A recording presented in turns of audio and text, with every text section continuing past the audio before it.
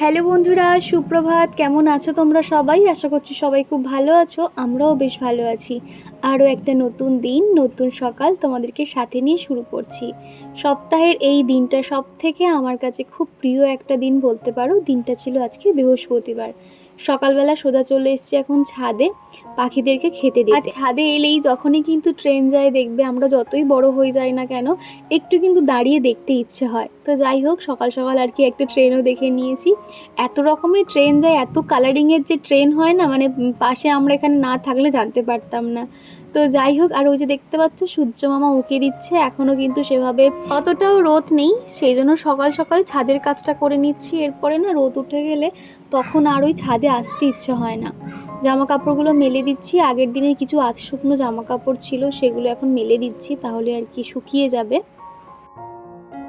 আমি 2-3 দিন মতন হয়ে গেল, মানে মনে হয় সম্ভবত 2 দিন না 3 দিন লং ভিডিও দিতে পারছি না। আসলে না আমার মন মেজাজ একটুও ভালো ছিল না, তো যার জন্য আর কি ভাবলাম যে না একটুখানি ঘুমাবো। আমার যখনই মনে হয় আমার মনটা খুব খারাপ, কিচ্ছু ভালো লাগছে না, তখন না আমি শুধু ঘুমাই। আর এমনিতেও দেখেছি আমার ঘুম পায় তখন দেখেছি।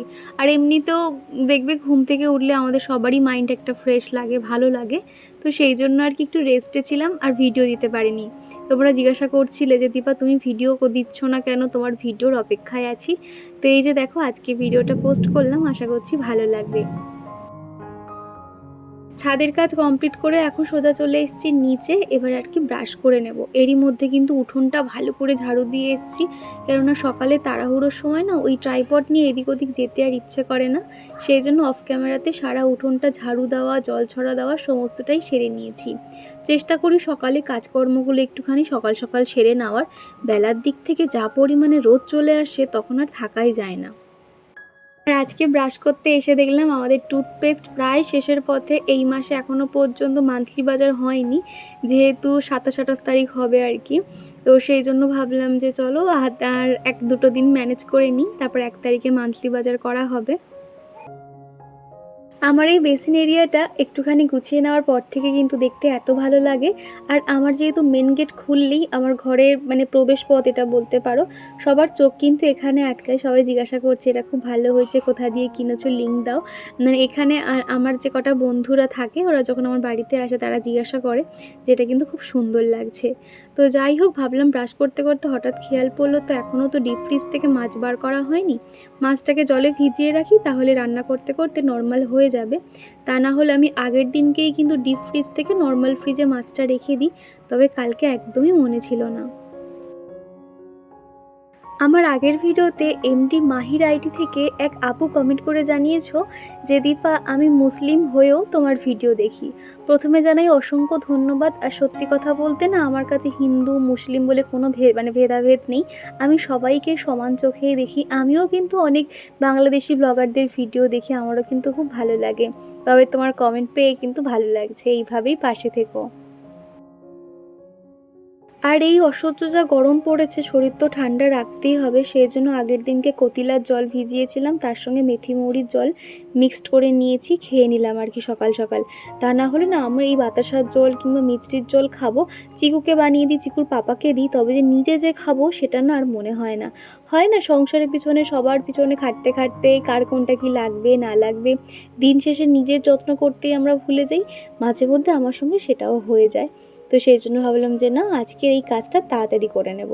তো সেই জন্য জল টল খেয়ে এখন চলে এসেছি কিচেনে। আজকে সকালে আর কি চটজলদি টিফিন কিছু একটা বানাবো। আগের দিনে আর কি সরু চালের ভাতটা ছিল, তো ভাবলাম একটুখানি চিকেন ফ্রাইড রাইস মতন বানিয়ে দিই, তাহলে ওর খেতে ভালো লাগবে। তো এইভাবেই শর্টকাট করে আর কি বানিয়েছিলাম। তবে আমি পুরো ক্লিপটা নিতে পারিনি, যেহেতু মাঝেও এত তাড়াহুড়ো লাগিয়ে দেয়, তখন আমি যে ক্যামেরাটা অন করব সেটারও আর টাইম পাইনি। তো এদিকে পেঁয়াজটা দিয়ে আমি আদা রসুনের পেস্ট দিয়ে পুরো মশলাটাকে পুরো মানে কষা কষা করে নেব। আর কয়েকটা সলিড যে চিকেন পিস সেগুলোকে ছোটো ছোটো টুকরো করে নিয়েছি, সেগুলোও একটু হালকা হালকা ভাজা করে নেব। তারপর ওই যে রান্না করা যে ভাতটা রয়েছে সেটা দিয়ে নামানোর আগে সামান্য নুন, চিনি, ব্ল্যাক পেপার দিলেই কিন্তু তৈরি হয়ে যাবে চিকেন ফ্রাইড রাইস। খেতে কিন্তু দারুণ লাগে। আর এর সঙ্গে শুধুমাত্র একটু সেচওয়ান চাটনি নিলেই যথেষ্ট, আর কিচ্ছুটি লাগে না।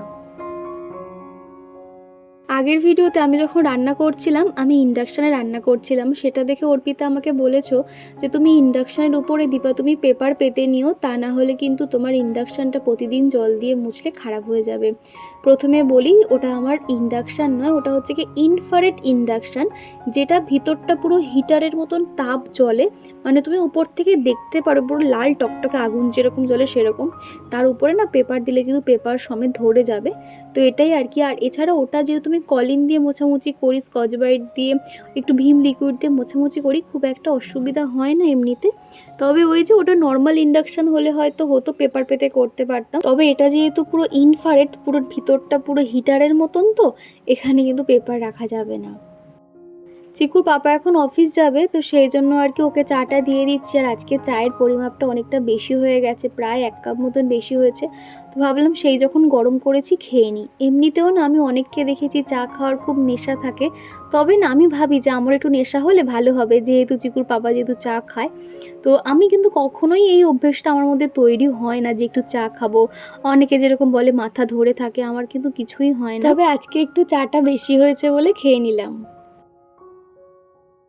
এস সিম্পলি হাউসওয়াইফ আইডি থেকে এক দিদিভাই লিখেছো, তোমার ঘরবাড়ি খুব সুন্দর গোছানো পরিপাটি, দেখে বেশ ভালো লাগলো। থ্যাংক ইউ দিদিভাই। আসলে আমি যে এই যে সংসারের মায়ায় পড়ে গেছি, এমনটাই হয়ে গেছে, কোনো একটা জিনিস অগোছালো দেখলে না আমি খুব রেগে যাই, মনে হয় কতক্ষণে সেটাকে আমি গুছিয়ে রাখবো। আগে মনে হতো যে এত কাজ মানুষ করে কি করে, কিন্তু বিশ্বাস করো এখন আমি জিনিসটা খুব রিয়েলাইজ করি, মানুষ চাইলেই সব পারে, তার মধ্যে ইচ্ছা শক্তি থাকা দরকার, আর একটু চেষ্টা করতে হয় যে হ্যাঁ আমি পারবো, তাহলে দেখবে সমস্ত কিছুই কিন্তু উন্নত করা সম্ভব।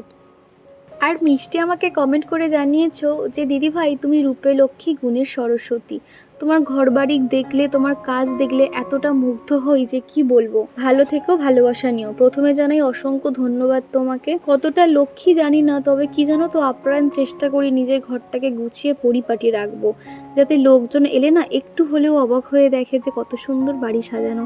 যেমনটা আমার এখন মনে হয়, যখন কোনো ভালো ভালো বাড়ি দেখি না, আমার শুধু মনে হয় যে যেন মুগ্ধ হয়ে সেই বাড়িগুলোকে দেখতে থাকি, যে কত সুন্দর নিখুঁত একটা টিপটপ ঘর গোছানো।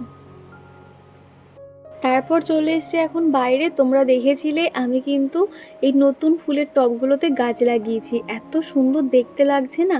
আরও অনেকগুলো টব কিনতে হবে, কেননা অনেকগুলো ছোট ছোট বেবি প্ল্যান্ট বার হয়েছে। তো সেগুলো যখন লাগিয়েছি না, মোটামুটি অনেক টবই লেগে গেছে। আর তারপরে আর কি টব কম পড়াতে এই ছোট ছোট যে টিফিন বক্সগুলো দেখতে পাচ্ছ, এগুলো তো ওই খাবার দাবার আনা হয়েছিল, তো সেইগুলোর মধ্যে গাছ লাগিয়ে নিয়েছি। এগুলো এখন মুছে মুছে রেখে দেবো, তাহলে কী হবে, দেখতে বেশ ভালো লাগবে।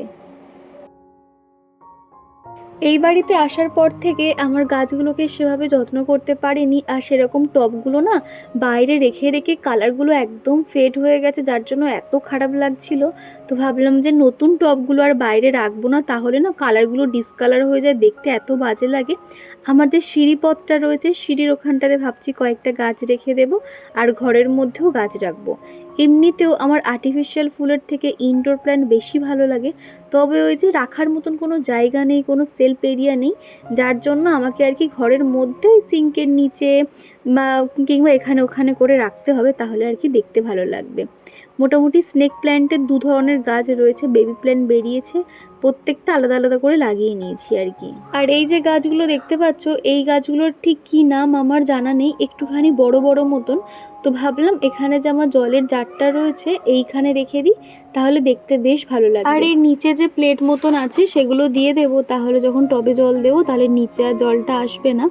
তো এইগুলো কিন্তু বেশ সুবিধাই হয়েছে। তো এই যে মোছার সময় একটুখানি সরিয়ে, ঝাড়ু দেওয়ার সময় সরিয়ে মুছতে হবে, এইভাবেই গাছগুলোকে রেখেছি। আর সুলতা কমেন্ট করেছো যে দিদিভাই তোমার হোম ট্যুর দিও। হ্যাঁ সুলতা, অবশ্যই দেব, তবে একটুখানি ঘরবাড়িগুলোকে গুছিয়ে নিই। বুঝতে তো পারছো সবে নতুন, এখনও 1 মাসও হয়নি, না মোটামুটি 1 মাস হয়তো হয়েছে।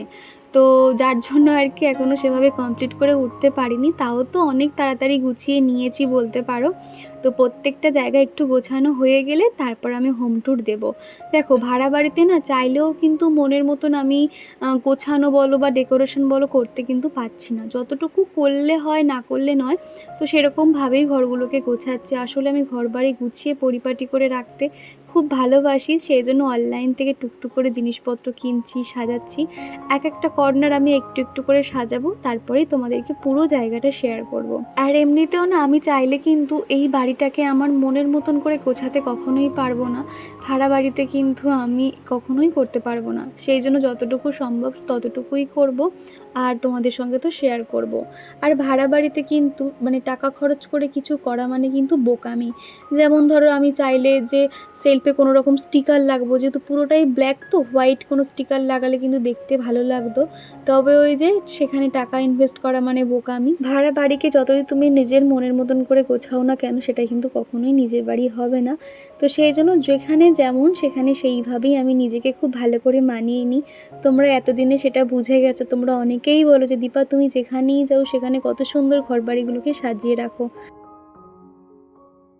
এই হলো মেন গেট, আর তার সঙ্গে ঢুকতেই এখানেই এই মানি প্ল্যান্ট গাছটাকে রেখেছি। দেখো, দেখতে কিন্তু বেশ ভালো লাগছে। দূর থেকে কেমন লাগছে চলো তোমাদেরকে দেখাই। দূর থেকে আর কি এরকম দেখতে লাগছে। আর এই যে সিঁড়িটা দেখতে পাচ্ছ, এখানে আমি একটা একটা করে গাছ রেখেছি। এখানে দেখতে পাচ্ছ স্নেক প্ল্যান্ট রেখেছি, আর তার ঠিক নিচেও এখানেও একটা স্নেক প্ল্যান্ট রেখেছি। এই যে এগুলো না ছোট ছোট যে বেবি প্ল্যান্ট বেরিয়েছিল সেগুলো আর কি। বাইরে থেকে থেকে না টবগুলোও নোংরা হচ্ছে, প্লাস গাছের পাতাগুলোও নষ্ট হয়ে যাচ্ছে। আর এই সাইডটাতেও একটা স্নেক প্ল্যান্ট রেখেছি। এখানে থাকলে না আমি ফুল গাছগুলো এগুলো মোছার সাথে সাথে এই রডগুলোও মোছা হয়ে যাবে, তা না হলে ওই বাইরে গিয়ে টব মোছা এখানে রড মোছা অনেকটাই অসুবিধা হয়ে যায়। তো দেখো গাছটা কত সুন্দর লাগছে।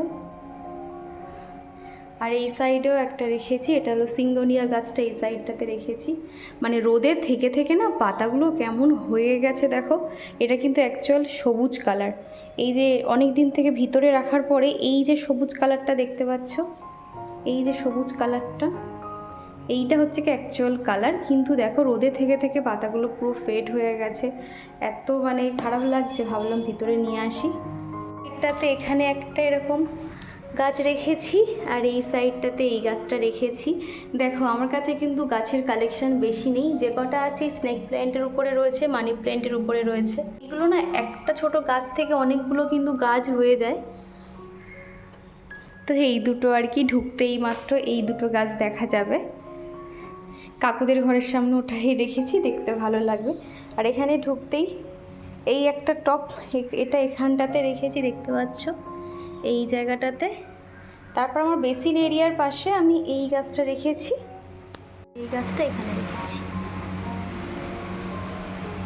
আর তারপরেই কিন্তু দুপুরে রান্নাবান্না সেরে নিয়েছি। আজকে একবেলার মতনই রান্নাবান্না করেছি, যেহেতু রাত্রিবেলা কিছু একটা রুটি তরকারি কিছু বানাবো, সেই কারণে আর কি। আর প্রত্যেক দিন রান্না শেষে রান্নাঘরটা সুন্দর করে পরিপাটি করে নিই। তবে এখানে এসে একটা জিনিস খেয়াল করছি, আমার রান্নার যে কন্টেনারগুলো রয়েছে সেগুলো একটু বেশি তেল চিটচিটে পড়ছে, যেহেতু পাশেই যেহেতু গ্যাস রয়েছে সেই কারণে আর কি। আর তোমরা হয়তো খেয়াল করেছো আমার কিন্তু গ্যাস সিলিন্ডার চলে এসছে, তা না হলে আমি ইন্ডাকশানেই রান্না করছিলাম। তো ভাবছি ইন্ডাকশানটা এবার তুলে রেখে দেবো। এটা তো মানে ইনফ্রারেড ইন্ডাকশান ইউজ করতাম, নর্মাল ইন্ডাকশান আছে ওটাই বার করব। তা না হলে এটা না মানে এই যে আমরা যে মানে খারাপ সময়টাতে আর কি এই ইন্ডাকশানটা খুব হেল্প করেছে। জানি না এই ইন্ডাকশানটা না থাকলে কি করতাম, হয়তো নিতে হতো, আমরা শুরুর দিকে নিয়েছি বলে অনেক কমে ইন্ডাকশানটা পেয়েছি, ওই 2-2.5 হাজার টাকা, তাও আড়াই নয়, ওই 2,000-এর একটু বেশি। তো এখন এই ইন্ডাকশানটা কিন্তু 5 থেকে 5.5 হাজার টাকা হয়ে গেছে। তো এখন ভাবি যে তখন যদি না কিনতাম ডবল টাকা দিয়ে কিনতে হতো তাহলে। তো যাই হোক, এদিকে দেখতে পাচ্ছি কন্টেনারগুলো ভালো করে মুছে নিচ্ছি। তবে আজকালের মধ্যে ডিপলি আমাকে কিচেনটা ক্লিন করতে হবে। আর অনুপমা দিদিভাই লিখেছো, দীপা তুমি যখন মাঝখান থেকে সিঁথি করে সিঁদুর পরো তখন তোমাকে কি সুন্দর লাগে, অন্য সময়ও সুন্দর লাগে। তো থ্যাংক ইউ দিদিভাই, তোমরা বেশ অনেকেই এই একই কমেন্ট করেছো, শুনে খুব ভালো লাগলো। আমি চেষ্টা করব এবার থেকে মাঝখান থেকে সিঁথি করার। তো তোমাদেরকে জানাই অসংখ্য ধন্যবাদ, তোমরা এতটা ভালোবাসা দাও, যে এই ছোট ছোট জিনিসগুলো যে তোমরা নোটিস করো, খুব ভালো লাগে। আর রুবিনা দিদিভাই বলেছো কেমন আছো দীপা, খুব সুন্দর লাগলো ব্লগটা। আর তোমার ব্লগ রোজই দেখি আমি অন্য আইডি দিয়ে, খুব সুন্দর করে ঘরবাড়িগুলো আস্তে আস্তে পরিপাটি করে গুছিয়ে নিচ্ছ, খুব সুন্দর লাগছে। থ্যাংক ইউ দিদিভাই, এইভাবেই পাশে থেকো। আর পূজা আমাকে বলেছো, দীপা তুমি আমার এনার্জি ড্রিঙ্ক। তো তোমাকে বলতে চাই, তাহলে প্রতিদিন আমার ভিডিও দেখে এনার্জি নিতে কিন্তু ভুলবে না। আর তোমাদের ভালোবাসা আর এই রকম কথাগুলোই কিন্তু আমার আসল এনার্জি ড্রিঙ্ক, এটা কি জানো? তো যাই হোক, তোমাদের সাথে কথা বলতে বলতে আমার কিচেনটা কিন্তু খুব ভালো করে পরিষ্কার করে নিয়েছি। মোটামুটি প্রত্যেকটা জায়গা ভিম লিকুইড দিয়ে, স্কচ ব্রাইট দিয়ে ঘষে নিই। তারপরে এই নরম একটা ওয়াইপার দিয়ে ঘষে নিলে কি হয়, প্রত্যেকটা জায়গা একদম পরিষ্কার হয়ে যায়। আর এটা এত সফট, কিন্তু রান্নাঘরে ওই গ্যাস কাউন্টার পরিষ্কার করার জন্য কিন্তু একদম পারফেক্ট। আমি শপিং মল থেকেই কিনেছিলাম, সম্ভবত 3টে ছিল, ওই 100 টাকার মধ্যে আর কি পেয়েছিলাম। আর তারপরেই কিন্তু স্নান করে নিয়েছি। আর আজকে যেহেতু বৃহস্পতিবার, পুজো করতে একটু দেরি হয়ে গেছিলো, প্রায় 11টা, সাড়ে 11টা মতন বেজে গেছিলো। যেহেতু ঘরের কাজকর্ম সেরে তারপর এই যে ঠাকুর ঘর পরিষ্কার করা, পুজো করতে করতে অনেকটাই সময় লেগে যায়। আগের ভিডিওতে তোমাদেরকে বলেছিলাম ঠাকুরের থালা বাসনগুলো না গরম পানি পড়ার পর থেকে কেমন কালো কালো হয়ে যাচ্ছে। তো সেটা শুনে পায়েল দিদিভাই লিখেছো, লাইক করে দেখতে শুরু করলাম ভিডিওটা। তুমি তোমার ঠাকুরের পিতলের বাসনগুলো তারের জালি দিয়ে মেজে দেখতে পারো, আমারগুলো মোটামুটি পরিষ্কার। তো ঠিক আছে দিদিভাই, আমি তোমার কথাটা অবশ্যই শুনবো। আমার একটা স্টকে নতুন তারের জালি রয়েছে, ভাবছি ওটা দিয়ে এবার থেকে ঠাকুরের থালা বাসনগুলো মাজবো। ঠাকুরের জিনিসপত্রগুলো না পরিষ্কার পরিপাটি না থাকলে সত্যি ভালো লাগে না, কেমন কালচে কালচে হয়ে যায়। আর তারপরেই দেখো সুন্দর করে আমার ছোট্ট ঠাকুর ঘরটা পরিষ্কার পরিপাটি করে পুজো দিয়ে নিয়েছি। এত শান্তি লাগে কি বলবো তোমাদেরকে। এগুলো করতে অনেকটাই সময় চলে যায়, তবে ক্যামেরা অন করে না ঠাকুর পুজো করতে আমার সত্যি ইচ্ছে হয় না। সেই জন্য পুজো টুজো সেরে নিয়েই তারপর তোমাদেরকে আমি শেয়ার করি। তা না হলে একদিকে ক্যামেরা অন করে না তখন যেন ঠিক মন দিয়ে পুজোটা ঠিক হয় না, যেটা আমার মনে হয়। সেই জন্য আর কি। আজকে ভেবেছিলাম একটু আমের চাটনি করব, কিন্তু আমটা যা পরিমাণে টক ছিল, সেই জন্য ভাবলাম একটুখানি আমডাল বানিয়ে নিই। তো এখানে চটপট রান্না করার জন্য আমি এখানে আগারোর মাল্টিপারপাস ইলেকট্রিক কেটেলটা ব্যবহার করছি। আর এটার মধ্যেই কিন্তু আমার চটপট হয়ে যাবে, বেশিক্ষণ লাগবে না, বেশি থালা বাসনও লাগবে না। মোটামুটি আমটা সেদ্ধ হয়ে এলে এর মধ্যে আমি যে তড়কা প্যানটাতে, ছোটো যে প্যানটা রয়েছে, ওটার মধ্যে সামান্য শুকনো লঙ্কা, তেজপাতা, সর্ষে একটুখানি ভাজা ভাজা করেই এর মধ্যে দিয়ে দেবো, তাহলে ডাইরেক্ট হয়ে যাবে। আর তোমরা যদি এত সুন্দর প্রোডাক্টটা কেউ পারচেস করতে চাও, দেখো ডেসক্রিপশন বক্সে কিন্তু লিঙ্ক শেয়ার করা রয়েছে। দুপুরের পর থেকে কোনো রকম ভিডিও শ্যুট করতে ইচ্ছে হচ্ছিল না, আবারও দেখা হচ্ছে সেই সন্ধেবেলা। এখন এই যে আমি রসুন আদা এখন সমস্তটা পেস্ট করে নেব, কেননা প্রায় একটুখানি মতন ছিল, সকালবেলা ওই দিয়েই রান্না করে নিয়েছি। আমি দেখেছি যদি আমার মশলাপাতি রেডি না করা থাকে না, রান্না করতে যেন আমার খুব বিরক্ত লাগে, ইচ্ছেই করে না। তবে এই মশলা যদি আমার একবার রেডি করা থাকে না, যখন তখন রান্না করতে বলবে আমি চট করে কিন্তু রান্না করে দেব, কোনো অসুবিধা হয় না। তো সেই জন্য সন্ধ্যের এই ফাঁকা টাইমটাতে এই এক্সট্রা কাজকর্ম করে নিচ্ছি। এই মশলা বেশি দিনের জন্য স্টোর করতে চাইলে একটু তেল মাখিয়ে নিতে হবে। তারপর রাতের খাওয়া দাওয়া কমপ্লিট করে নিয়েছি। এই গরমের জন্য আমার মুখে না পুরো র্যাশ ভরে গেছে, পুরো একদম লাল লাল ঘামাচির মতন, যেগুলো মিশমিশ করছে আর এমনভাবে রয়েছে না, তোমার দেখলে মনে হবে একটু হাত দিয়ে টিপে দিই। তো সেই জন্য আর কি ভাবলাম যে না, একটুখানি স্কিন কেয়ার করতেই হবে। দেখো স্কিনটা কেমন হয়ে গেছে, দাগ দাগ মতন মনে হচ্ছে। তো সেই জন্য আমার ঘরে যে ফেসিয়ালটা রয়েছে, ফেসিয়াল কিট, সেগুলো প্রত্যেকটা আমি একটা একটা করে অ্যাপ্লাই করে নিয়েছিলাম। তখন এই যে রাতের মতন স্কিন কেয়ার করে নিচে দেখতে পাচ্ছ অনেকটা আর কি ফ্রেশ লাগছে, আর তাও না দানা দানা কী সব ভরে গেছে, এই সম্ভবত এই গরমের জন্য। তো যাই হোক, মোটামুটি আমি ঠোঁটে বোরোলিং দিয়ে দিয়েছি। চুলটাও উঁচু করে ক্লিপ দিয়ে আটকে নেব, কেননা বিনুনি করলে না চুলগুলো কেমন কার্লি হয়ে যায়, এমনিতেও কার্লি চারিদিক থেকে উঁচু উঁচু হয়ে থাকে। তো সেই জন্য ভাবছি জাস্ট উঁচু করে আর কি ক্লিপ দিয়ে আটকে নেব। তাও তো মানে কদিন আগেই বেশ শ্যাম্পু করে এত ভরে ভরে সিরামটা দিয়েছি বলে এইগুলো তাও একটু স্ট্রেট দেখতে পাচ্ছ, বা এই জায়গাটাতে কোনো রকম উঁচু উঁচু চুলটা নেই। তা না হলে এই জায়গাতে পুরো এত দূর পর্যন্ত উঁচু উঁচু হয়ে থাকে। তো এই আর কি অবস্থা। তো যাই হোক, চলো বন্ধুরা, আজকের ভিডিওটা আমি এই দিয়ে শেষ করছি। ভিডিওর কোনো অংশ ভালো লেগে থাকলে প্লিজ একটা লাইক করে দিও। তো চলো আজকের মতো টাটা।